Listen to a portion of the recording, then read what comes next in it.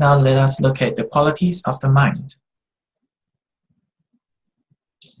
And in relation to the body, often miraculous powers of the Buddha's physical body are identified.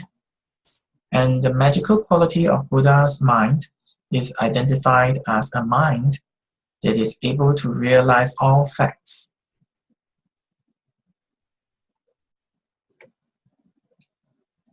So the magical quality of his speech is a speech that is able to provide the instructions that are relevant to all beings.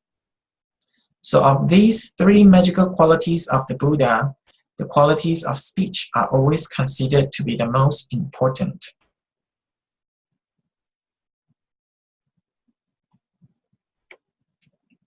So Lama Tsongkhapa wrote in his praise to the Buddha for teaching dependent origination, saying that among all your enlightened activities, the most important one is your activity of speech.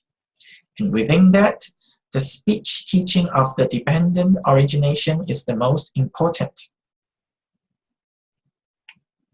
So in other words, what Tsongkhapa is explaining is that with relation to understanding the enlightened qualities of the Buddha's speech, one needs to understand that among all the speeches of the Buddha, those pertaining to the teachings on dependent origination in terms of emptiness are the most important.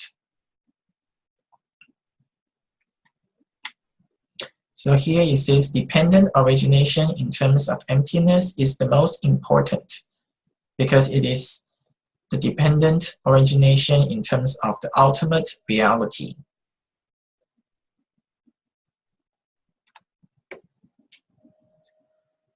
And we also notice that in Nagarjuna's own writing, often when he makes salutations to the Buddha and pays homage to the Buddha, he does so by recognizing particularly the Buddhas having taught the teachings on dependent origination.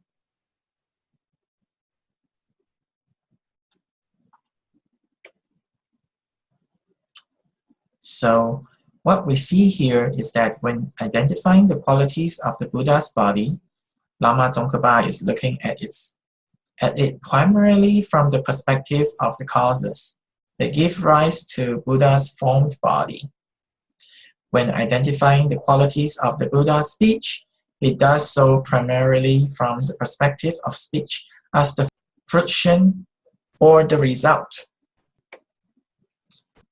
And then, when identifying the quality of Buddha's mind, he identifies the nature of the qualities of Buddha's mind, enlightened mind, as having the capacity to, while within a single instance, being fully immersed in the realization of the ultimate truth, but at the same time perceiving the diversity, the world of the diversity as well.